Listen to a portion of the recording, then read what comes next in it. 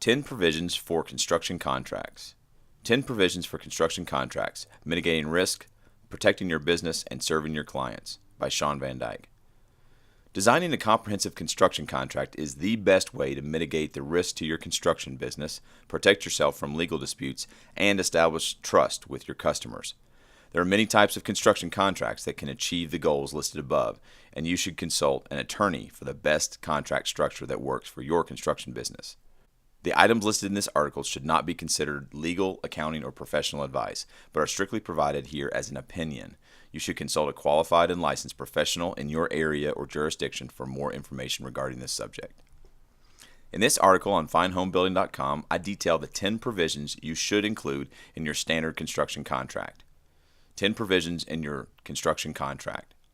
The following list is in no way a comprehensive list of provisions for a construction contract, but these provisions should be included in your construction contracts as a minimum requirement.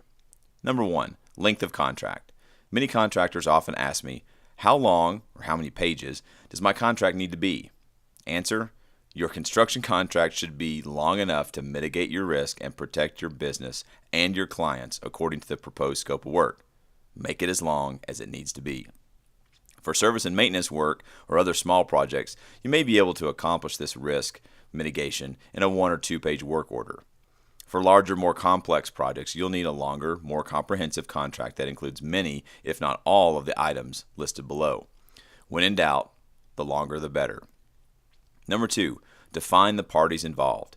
This may seem pretty basic, but you need to establish who the contractor is and who the owner is for every project. Some states require that the legal name of the business is displayed and defined on the first page of the contract. This includes the business entity, like LLC, Inc., limited partnerships, LTDs, etc.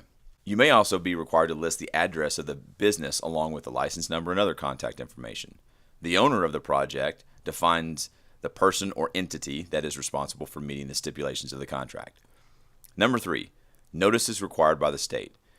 Your contract should include all notices that may be required by your state or local jurisdiction. Example of these types of notices could include listing the lien laws of the state, rights to rescind clauses, and the limits of deposits. Consult an attorney in your area regarding your state's required notices. Number 4, project scope. The project scope defines the detailed list of items that the contractor will perform or have performed by its subcontractors. The project scope should always include a reference to the construction documents from which the project scope was developed. The reference construction documents can be attached to the contract as exhibits or appendices, as described in the contract. For example, the project scope, see Exhibit A, is based on the plans and specifications dated January 1st, 2017, see Exhibit B. Number 5, the contract price. The contract price should be defined according to the structure of the contract. For a lump sum contract, the contract price is usually one number.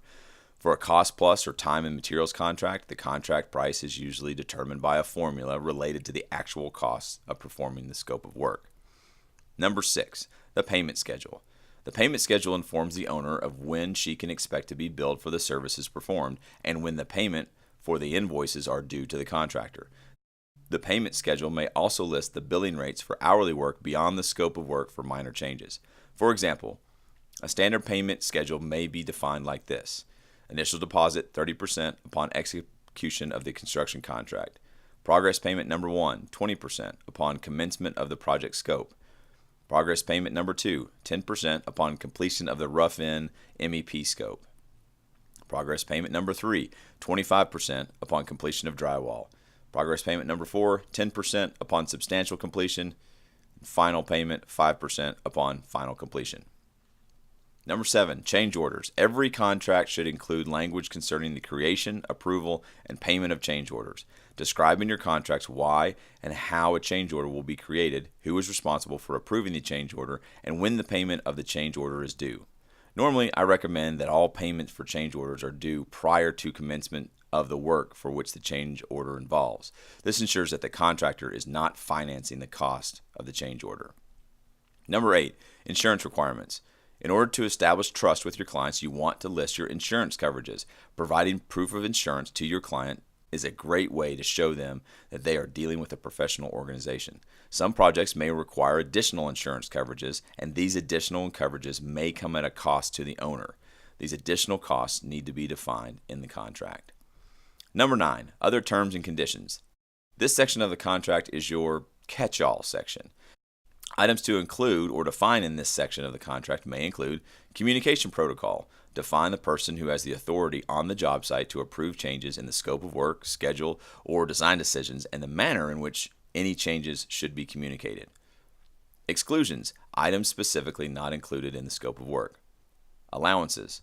Items whose price may vary depending upon final selection. Make sure to define whether the price for the allowances are included in the contract price or excluded from the contract price. Upgrades. Items that the owner may choose to upgrade at some point after the execution of the construction contract. Warranty. List the warranties that your construction company provides for the work performed. Your contract may also include any warranty information from product manufacturers that the owner may need to maintain. And number 10, termination of services. The client may need to fire you if you don't perform your job as a contractor. Your contract should state the procedure for doing so. Your contract should also include the procedure for you firing your client. The termination of services clause should detail the notice period, payment reconciliation terms, and the settlement of any legal or other fees associated with the termination. At a minimum, the provisions listed above should appear in your construction contract. Consult with a qualified attorney in your area to help you develop the proper contracts for your business or to review your existing contracts. This will be money well spent. If you've ever been involved in a legal dispute involving your construction business, then you know that this statement is true. The person with the most paperwork wins. Start winning the paperwork game with a comprehensive construction contract that mitigates your risk, protects your business, and serves your clients.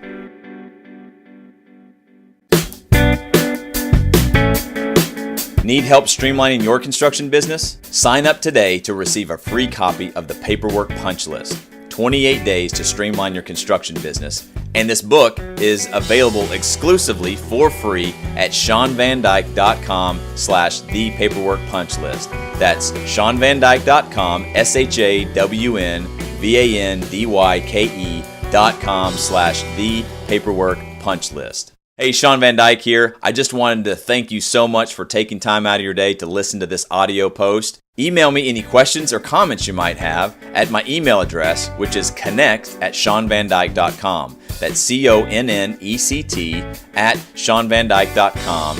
And let me know what you think. Thanks so much.